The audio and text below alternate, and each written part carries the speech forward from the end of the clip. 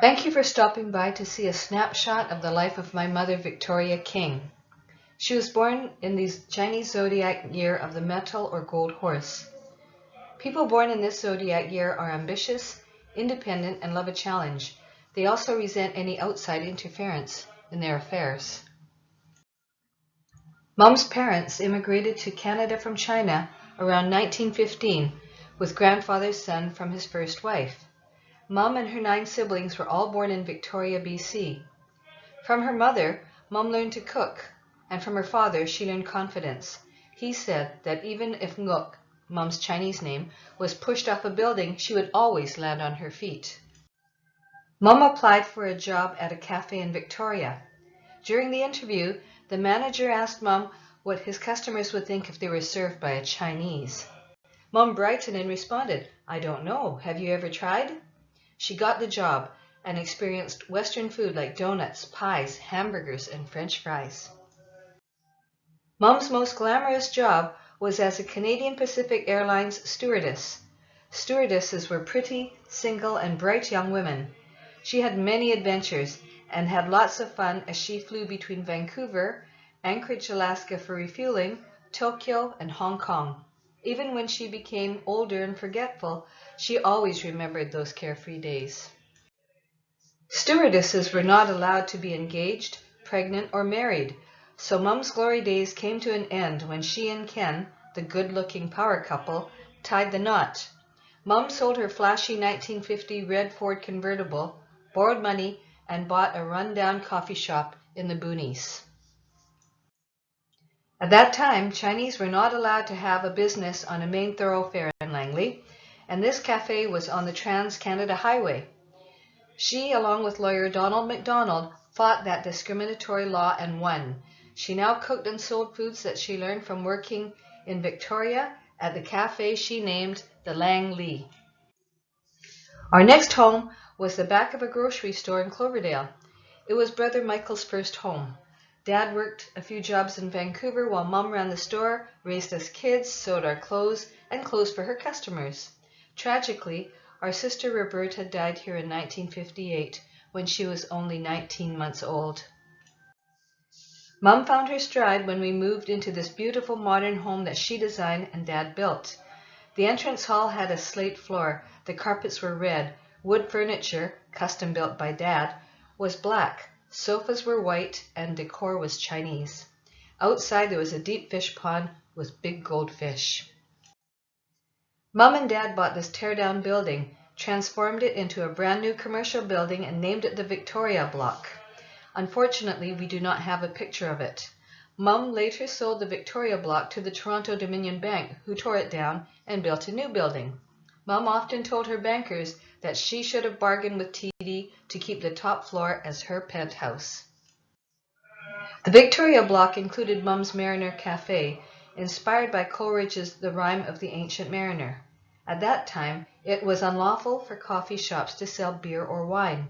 What do you think Mom did? See the beer bottles in the cabinet and the waitress pretending to serve wine? Yep, she challenged that law and won. It was a win-win situation when Marie, Emily, and Olga Lazowski, then teenagers, and their older sister Pauline moved in as foster daughters. Mom was as strict with them as she was with us. Brother Mike and I were sometimes sent as chaperones on their dates and to the rec room to hang out when boyfriends visited. Mom was an excellent seamstress and made her own patterns. She loved the Chinese Cheongsam-style dresses and had a large collection of them made for her in Hong Kong. Mom also collected jewelry, fur coats, fancy cars, and things Chinese, such as furniture, statues, and home decorations. Mom imagined, designed, and created the Tropical Chinese Smorgasbord and Cabaret restaurant, and Dad built it. It had a waterfall wishing well, dance floor, live music every weekend in the tiki room, under the blacklight sky and twinkling light stars, and an eat-to-your-heart's content Chinese buffet for $3.45. Mom and her friend, Betty, sometimes went to have Mom's palm read or went to the temple for bamboo divination stick fortune-telling. When one stick fell out, the fortune teller would provide an explanation based on the number. Sometimes Mom would use this as a guide to make business decisions. Mom was a risk taker. She invested in real estate and other investments. Her formal schooling ended around grade 10, and her favorite line was, "If I can do it, anybody can." Her father's words continued to resonate and provide her with confidence, even as she experienced much racial and gender discrimination. Mom loved to travel. These photos show her visiting Arizona. In 1970, she brought Grandma Ewan and me to Hong Kong, and around 2001 took Uncle Grant's widow, Aunt Janet, to China. She also went on a world cruise before cruising became luxurious and popular, and before there was a Love Boat television show. After Mom and Dad divorced, she immersed herself in business and traveling. She visited her brother Len in Victoria, brother Grant in Indianapolis, Mike and family in Toronto, and me when I taught in Mackenzie, BC. Mom was an outstanding cook. These photos show her treating us to her culinary skills at her lovely townhouse in Surrey. Back in the 1950s, Mom and Dad borrowed money from Grandma Ewan and Uncle Loy to buy the cafe in Langley. They repaid it, and Mom often said that if it was not for Grandma Ewan and Uncle Loy, we wouldn't be where we are today. She was always thankful to them for their loans of startup money. Mom started forgetting things and getting confused. Once, when she forgot the route to drive home, she cleverly hired a taxi to drive her home while she followed behind in her own car. She reluctantly moved to assisted living, then after starting to lose her balance while walking, moved to a long-term care home. As you can see, Mom was true to her metal or gold horse zodiac nature.